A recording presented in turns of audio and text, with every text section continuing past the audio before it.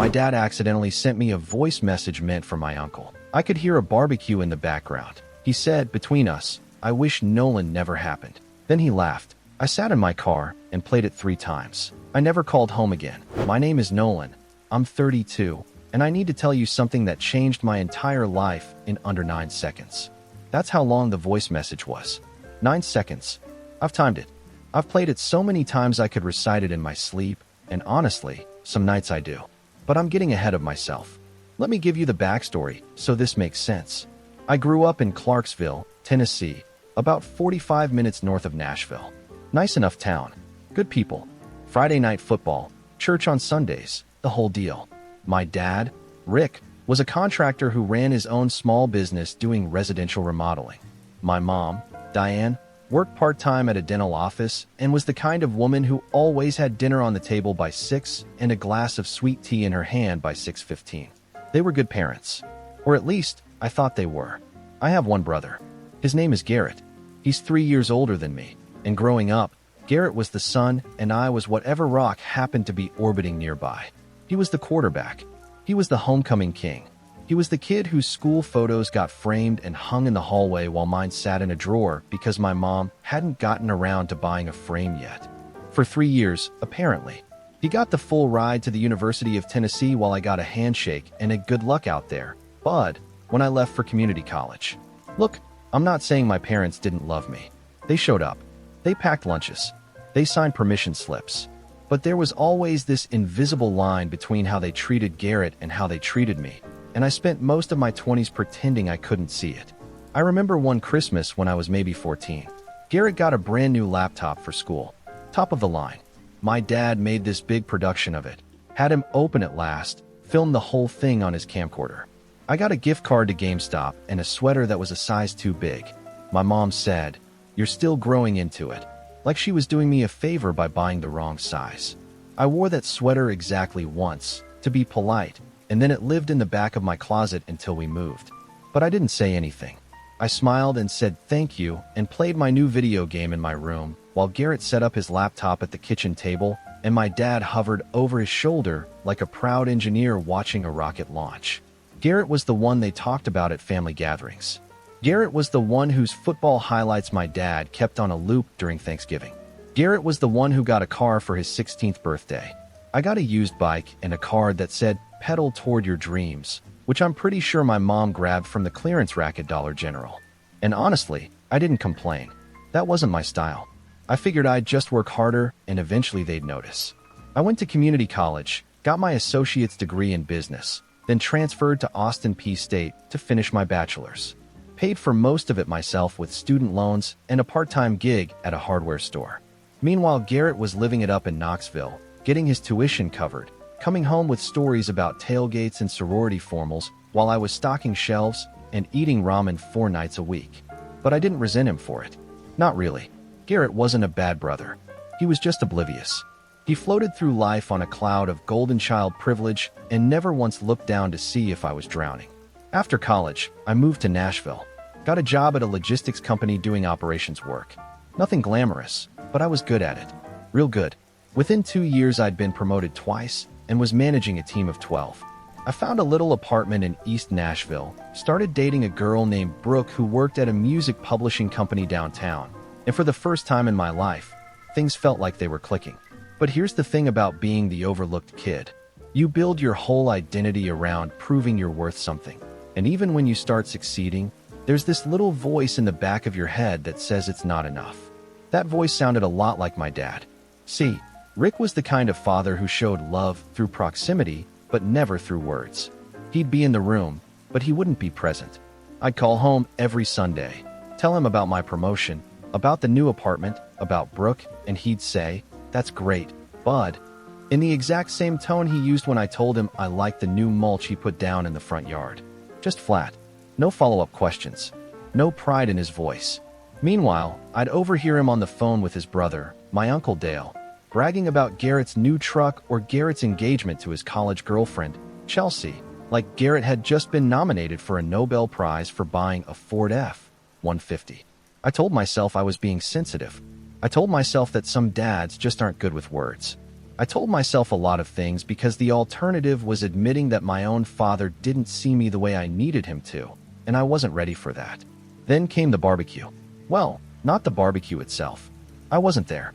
That's kind of the whole point. It was a Saturday in late June. I was sitting in my car in the parking lot of a Kroger in Nashville. Brooke had sent me a grocery list for a dinner party we were hosting that night, and I was about to head inside when my phone buzzed. It was a voice message from my dad. I remember thinking it was weird because my dad never sent voice messages. He was a call and talk for 90 seconds then say all right then and hang up kind of guy. I hit play. The first thing I heard was noise. Laughter, country music playing in the background, the unmistakable sound of someone flipping meat on a grill. A barbecue. Then my dad's voice, casual and loose like he'd had a couple of beers, saying, "Between us, I wish Nolan never happened." And then he laughed. Not a big laugh. Not a cruel cackle. Just a chuckle. Like he'd made a joke about the weather. 9 seconds. That's all it was. I sat there. The grocery list was still on my screen underneath the voice message notification. Brooke wanted cherry tomatoes and fresh basil. I remember that detail because my brain was trying to hold on to something normal while the rest of me was falling apart. I played it again. Then a third time. Between us, I wish Nolan never happened. He meant to send that to Uncle Dale. I'm sure of it. They were at some family barbecue, probably at Dale's place out in Springfield, and my dad accidentally tapped my name instead of Dale's. A pocket dial of the soul, if you will. I sat in that car for almost 30 minutes. The engine was off. The windows were up. It was 90-something degrees outside, and the car was turning into a sauna, and I didn't move. I just kept staring at my phone like it was going to take it back. Like my dad's voice was going to come through again and say, "Just kidding, bud. You know I love you." It didn't. I never went inside the Kroger.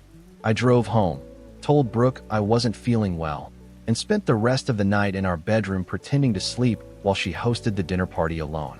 She knew something was wrong. Brooke always knew, but she also knew when not to push, and that night, she let me be. I didn't call home that Sunday, or the Sunday after that, or the one after that. I never called home again. The first 2 weeks after that voice message were the hardest. I'd wake up in the morning, and for about 3 seconds, everything was fine. Then it would hit me like a truck. Between us, I wish Nolan never happened. Every single morning. Like an alarm clock made of heartbreak. Brooke could tell something had shifted. I wasn't the same guy.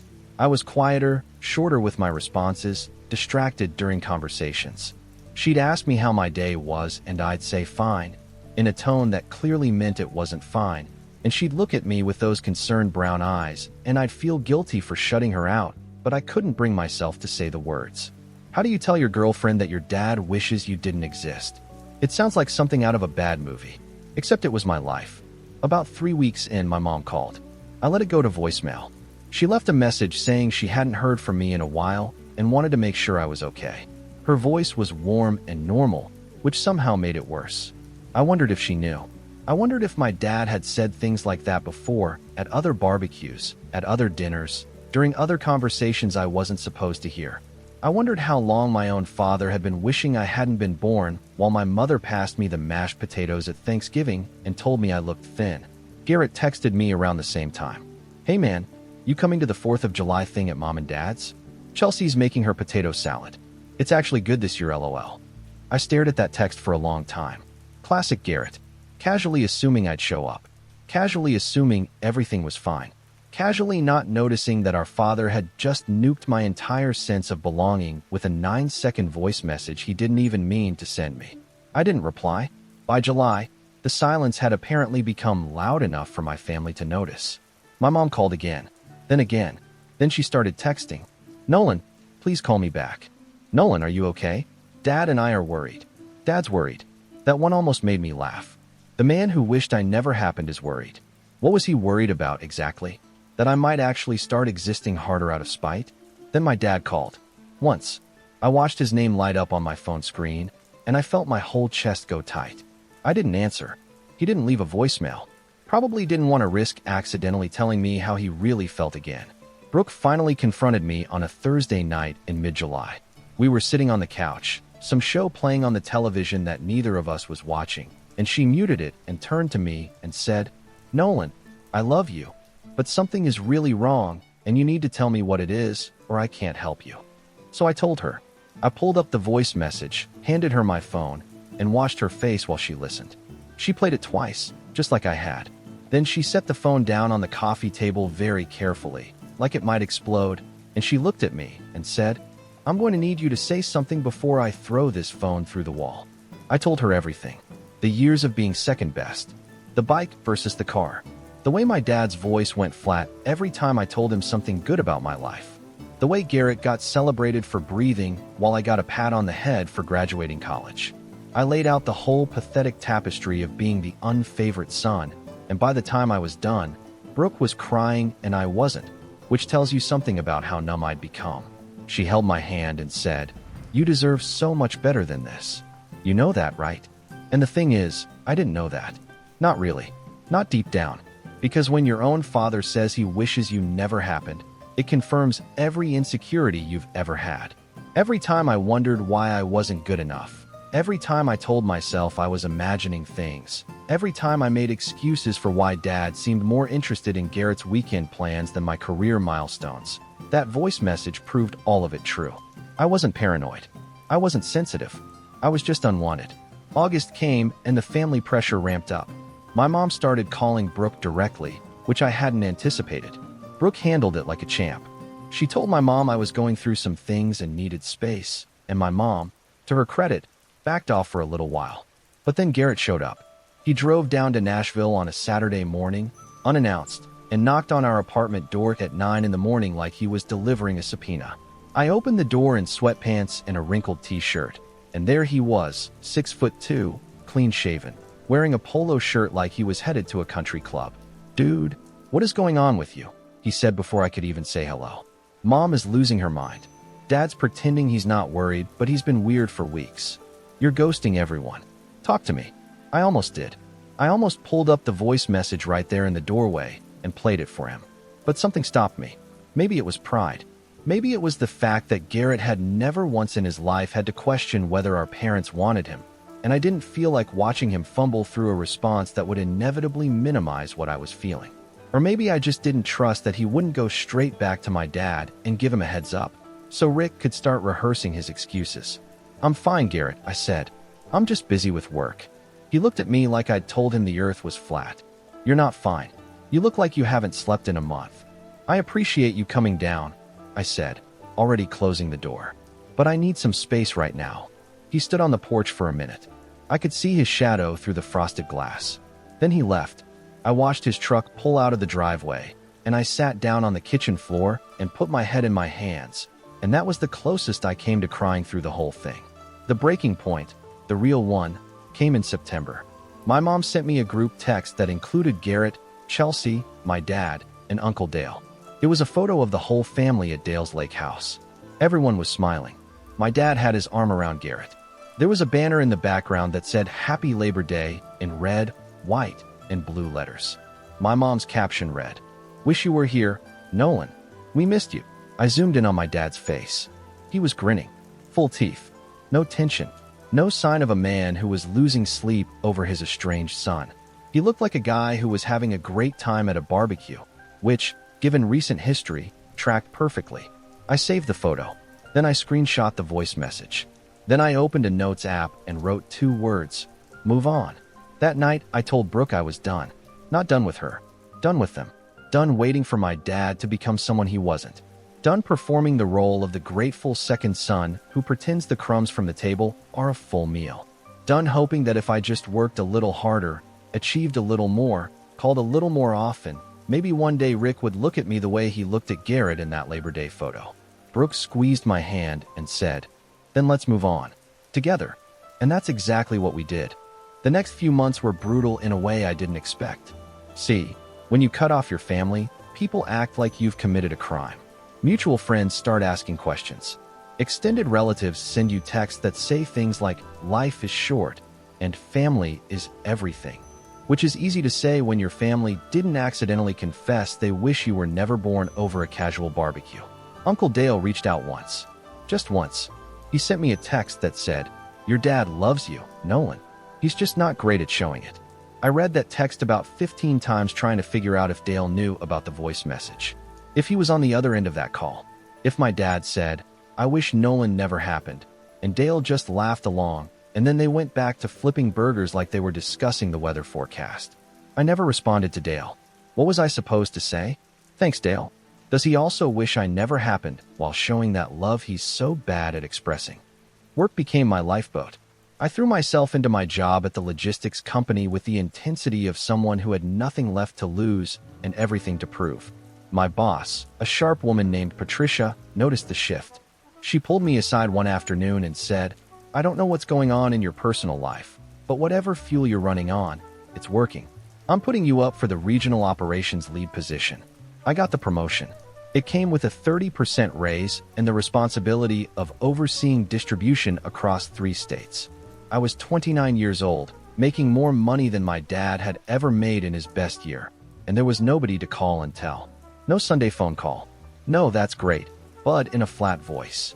Just me and Brooke in our apartment, eating takeout Thai food and toasting with cheap champagne while she told me how proud she was. And honestly, her being proud was enough. More than enough. Brooke had this way of looking at me that made me feel like I was the most important person in any room. And after a lifetime of feeling invisible in my own family, that meant everything.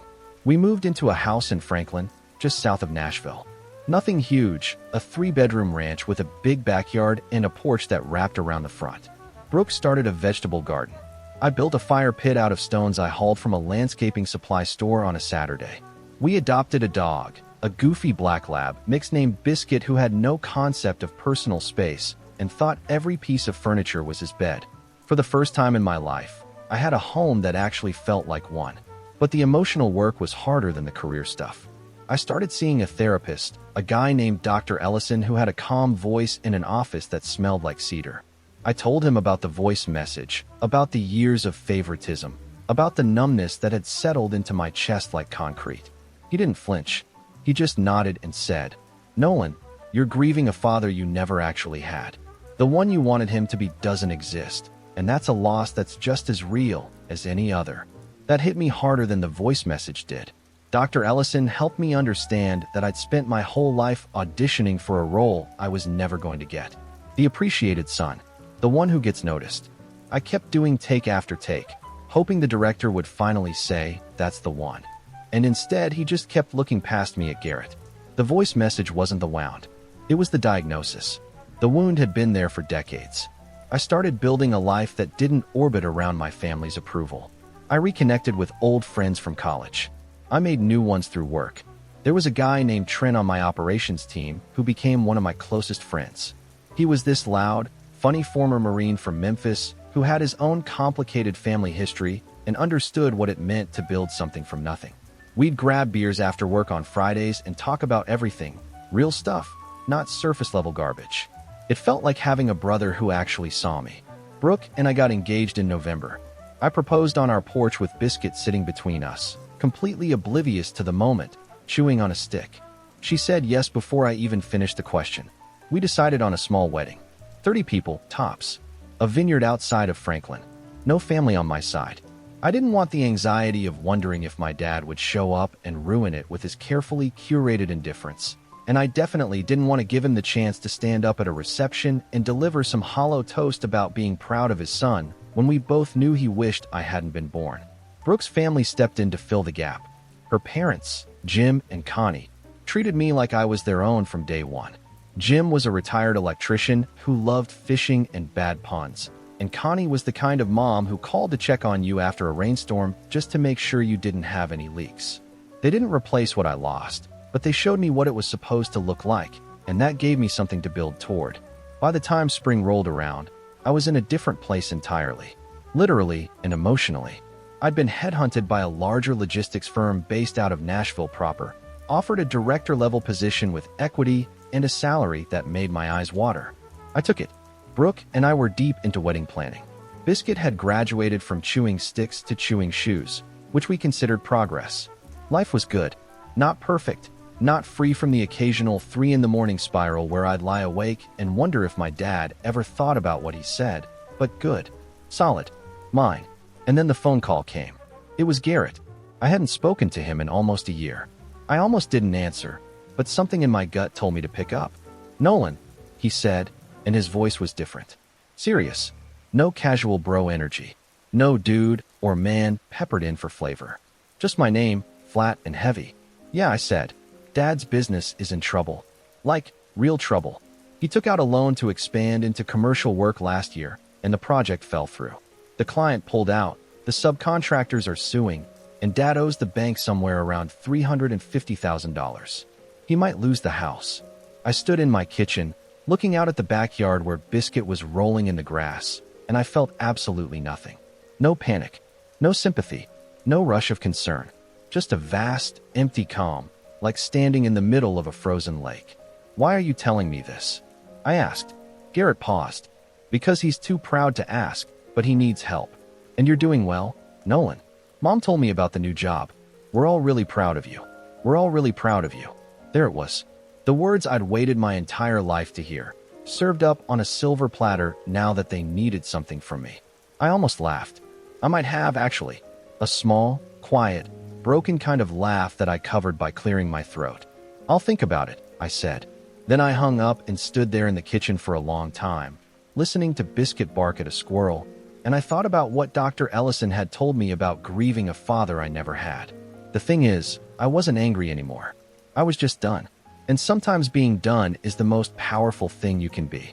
After Garrett's call, I didn't do anything for 2 weeks. I just sat with it. Brooke knew something was up because I kept staring at my phone like it owed me money, but she waited until I was ready to talk about it, which is one of the 700 reasons I was marrying her. When I finally told her, she listened without interrupting, then said, "What do you want to do?" "I don't know," I said. "Yes, you do," she said. "You're just afraid of what it says about you." She was right, because what I wanted to do was nothing. I wanted to let my dad sit in the mess he'd made and feel the weight of it the way I'd felt the weight of that voice message every single day for the past year. And I felt guilty about that, because no matter what he said about me at a barbecue, he was still my father, and somewhere underneath all the scar tissue there was a kid who just wanted his dad to be proud of him. I called Dr. Ellison. We had an emergency session where I basically word vomited for 45 minutes while he nodded and took notes. At the end, he said something that stuck with me. "Nolan, you don't owe anyone your help, but you do owe yourself the truth. Whatever you decide, make sure it comes from a place of clarity, not revenge." So I got clear. I asked Trent to grab a beer with me that Friday, and I laid the whole thing out. The voice message, the estrangement, the phone call from Garrett, all of it. Trent listened the way Trent always listened, which was intensely and without judgment, like a sniper evaluating a target. When I finished, he took a long sip of his beer and said, "You know what you need to do, right?" "What?" "You need to go see your dad. Face to face. Not for him. For you. Because if you don't, you're going to spend the rest of your life wondering what would have happened, and that's going to eat you alive." I knew he was right, but I also knew I wasn't going up there empty-handed. Not emotionally, anyway. I needed to be prepared. I needed to know exactly what I was walking into and exactly what I was willing to give, and more importantly, what I wasn't. So I did my homework. I called a buddy from college who worked in commercial real estate and asked him to look into my dad's situation. Turns out it was worse than Garrett described. Rick had signed a personal guarantee on the loan, which meant the bank could come after everything. The house, his equipment, his savings, whatever was left. The commercial project he'd taken on was way above his pay grade. He'd been trying to compete with bigger firms, and it backfired spectacularly. The client had pulled out due to delays, and 3 subcontractors had filed liens. My dad's business was essentially a sinking ship, and he was standing on the deck pretending the water was just a little high. I also learned something else. Garrett had co-signed on part of the loan, which meant Garrett was on the hook too. Suddenly his phone call made a lot more sense. He wasn't just calling out of brotherly concern. He was calling because his own financial future was tied to our father's failing business, and he needed someone to throw a life raft. That detail changed everything for me. Not because it made me want to help less, but because it clarified exactly what this was. It wasn't a family coming together in a crisis. It was a family that had spent decades overlooking me suddenly realizing that the invisible son was the only one who wasn't drowning. I spent the next week preparing. I sat down with Brooke one evening at the kitchen table, and we went through our finances together. We were in good shape. Between my new salary, her income, and the savings we'd been building, we had a solid financial cushion. I wasn't going to jeopardize that. Whatever I decided to do for my father would have clear boundaries, and Brooke and I agreed on every single one before I made any moves. I also wrote a letter. Not one I planned to send, one I planned to read out loud. I wrote down everything I'd wanted to say to my dad for the past year. Everything I'd wanted to say for the past 20 years, really. About the bike versus the car. About the flat voice on Sunday calls. About the way he bragged about Garrett to anyone who would listen and described me as my other son at family events, like I was an afterthought with a pulse. About the Christmas with the laptop and the oversized sweater. About every time I achieved something and waited for the phone to ring with congratulations that never came. And about the voice message. The 9 seconds that confirmed every fear I'd ever had about where I stood in his world. I practiced reading it out loud in our bedroom while Biscuit sat on the floor looking at me with his head tilted like I was giving the worst TED talk he'd ever seen. But it helped. It helped me get the emotion out before the actual conversation so I could walk into that room clear-headed and in control. The plan was simple. I'd drive up to Clarksville on a Saturday. I'd sit down with my dad alone, not with my mom hovering and smoothing things over, not with Garrett playing mediator. Just me and Rick. I'd say what I needed to say, I'd listen to whatever he had to say back, and I'd make my decision from there. No promises in advance. No checks written before the conversation happened. If my father wanted my help, he was going to have to earn it by doing something he'd never done in his entire life. Being honest with me. Brooke drove up with me. She waited at a coffee shop in town while I went to the house. She kissed me before I got out of the car and said, "You're the strongest person I know. Whatever happens in there, I'm here." I pulled into the driveway of my childhood home and sat in the car for a minute. The house looked the same. White siding, blue shutters, the same cracked driveway my dad kept saying he'd fix every summer. My mom's garden gnomes were still lined up by the front walk like tiny, judgmental sentries. Everything was exactly as I remembered it, which made it feel even stranger that I was a completely different person than the last time I'd been there. I took a breath, grabbed my phone with the voice message still saved on it, and walked up to the front door. I didn't knock. I just stood there for a second, listening to the muffled sound of a television inside, and I thought about what Trent said. Not for him. For you. Then I knocked. The television went quiet. Footsteps. The door opened, and there was my dad. He looked older. Thinner. His hair had gone grayer around the temples, and there were dark circles under his eyes that I'd never seen before. He stared at me like he was seeing a ghost, which in a way, he was. I was the son he wished hadn't happened, standing on his porch, holding all the cards. "Hey, Dad," I said. He opened his mouth, closed it, then opened it again. "Nolan, come in." I stepped inside, and the door closed behind me, and everything I'd been building toward for the past year was about to come to a head. The house smelled the same. Coffee and pine sol and that faint, dusty scent that old carpet holds on it no matter how many times you vacuum it. My mom wasn't home. I timed it that way on purpose. I knew she volunteered at the church food pantry on Saturday mornings, and I needed this conversation to happen without her in the room trying to translate my dad's feelings for him. We sat at the kitchen table. The same table where I'd eaten 1,000 dinners, done 1,000 homework assignments, and listened to 1,000 stories about Garrett's football games. My dad offered me coffee. I said no. He poured himself a cup with hands that weren't quite steady and sat across from me. For a long moment, neither of us spoke. He looked at the table. I looked at him.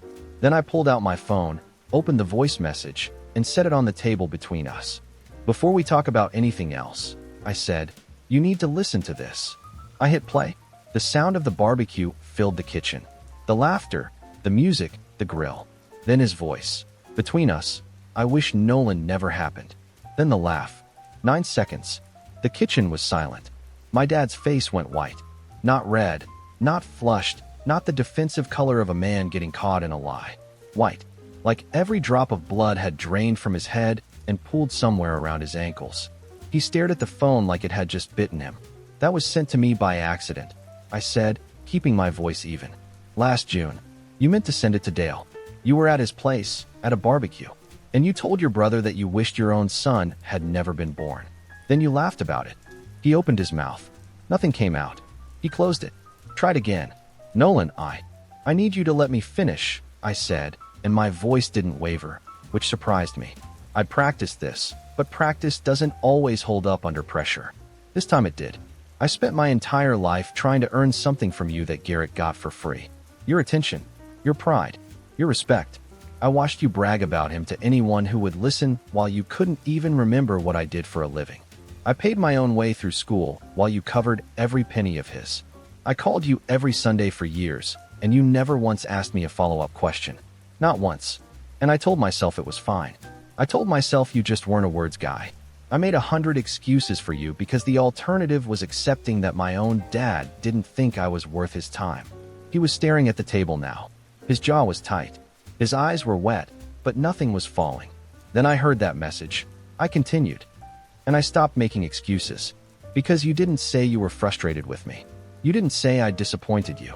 You said you wished I never happened. Like I was a mistake. Like my entire existence was something you regretted. And you laughed, Dad. You laughed. The silence that followed was the loudest thing I've ever heard. The kitchen clock ticked on the wall above the stove. Biscuit would have hated that clock. Why? I asked. Just one word. The only word that mattered. My dad looked up at me. His eyes were red and glassy, and for the first time in my life, he looked small.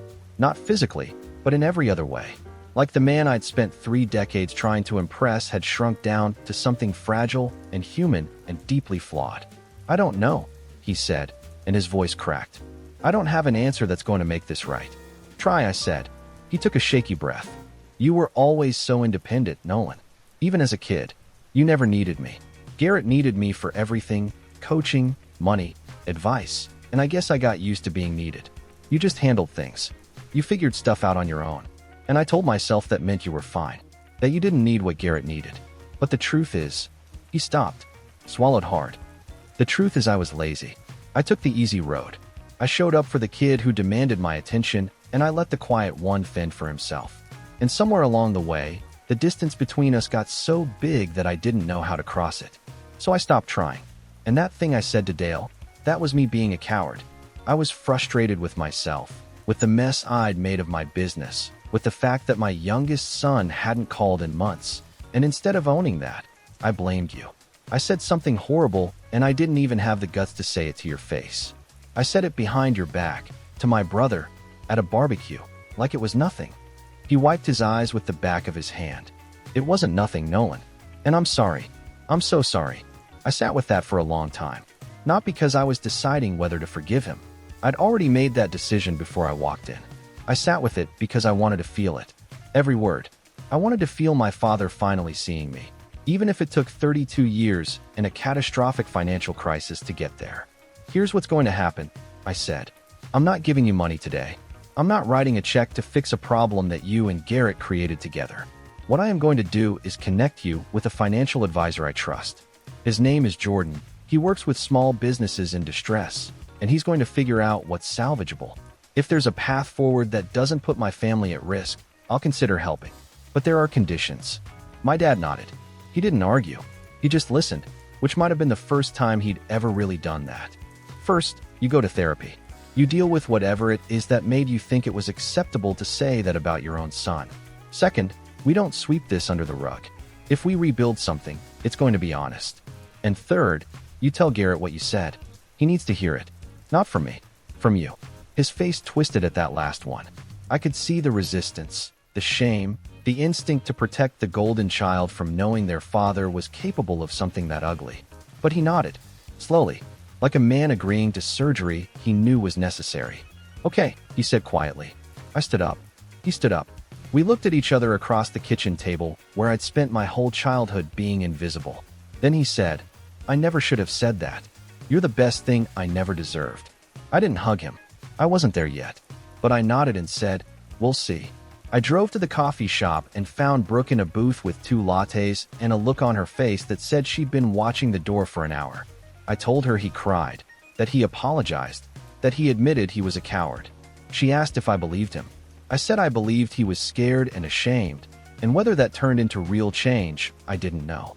But I said what I needed to say, and I wasn't carrying it anymore. We drove home to Franklin that afternoon.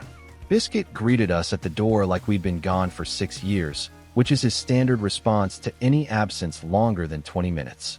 I sat on the porch with a glass of sweet tea and watched the sun go down over our backyard. The fire pit I'd built, the garden she'd planted, the life we'd made together without anyone's permission or approval. My dad did go to therapy. He's been going about 8 months now. Garrett called me after my dad told him about the voice message. He was quiet for a long time, then said, "I had no idea. I'm sorry I didn't see it." I told him that was the whole point. Nobody saw it. That's how favoritism works. The favorite never notices because the system was built for them. The financial situation got sorted out, mostly. Jordan helped restructure the debt and negotiate with the subcontractors. I covered a portion of the legal fees, not because I owed it to him, but because it was the right thing to do and I could afford it without hurting us. Garrett covered his share too. For once, the weight was distributed evenly. Brooke and I got married in April at that vineyard in Franklin. 34 guests. Biscuit was the ring bearer, which went about as well as you'd expect. My dad came. He sat in the second row and cried through the whole ceremony. During the reception, he pulled me aside and said, "I'm proud of you, Nolan." I should have said that a long time ago. I looked at him and said, "Yeah, you should have." But I smiled when I said it. Because I wasn't that kid anymore, the one sitting in a hot car in a Kroger parking lot, playing a 9-second message on repeat and wondering what was wrong with him. I was a man with a wife and a dog and a house and a career and a life that I built with my own 2 hands, without his approval, without his pride, without his permission.